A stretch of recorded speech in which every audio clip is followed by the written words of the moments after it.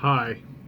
So today we're going to be talking about what to do in the event that you have a piece of rental property and the tenants have left, but they left behind guests.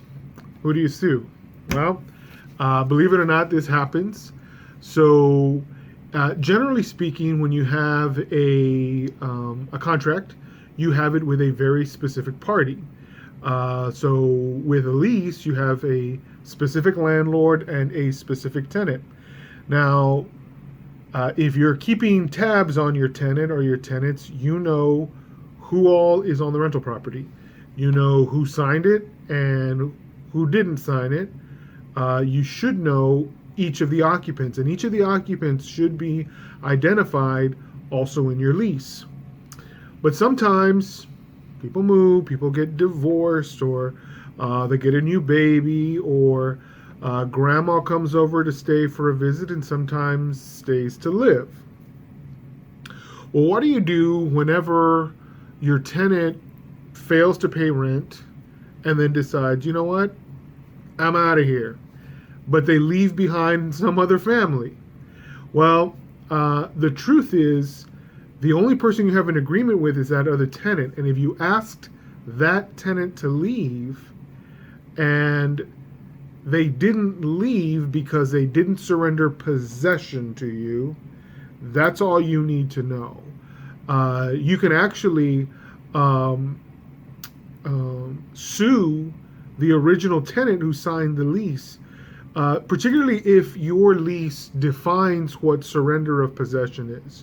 And so you hand in your notice to vacate, which says get out, and it should mean that they take all of their stuff with them and they hand you the keys. Case closed, right? But in this situation, there's no way they can hand you the keys, and there's no way that they've taken out all of the possessions because somebody else is there and somebody else has their stuff there. Now, it doesn't really matter who it belongs to. What matters is that that tenant is the one who gave these people permission to stay. And so if you can't sue the original tenant, then who do you? You may not know who's staying there. So the best policy is to sue the original tenants. If the tenants who are there fail to move and cause harm to the property, well, you can't say to, or you can't be said to have to absorb all of those costs yourself just for being the landlord. In fact, the person who is the most on the hook here is that tenant who allowed somebody to stay on the rent property without your permission. So again, if somebody allows guests to stay, you send them a notice to vacate, they leave, but the guests stay, sue the guys who left.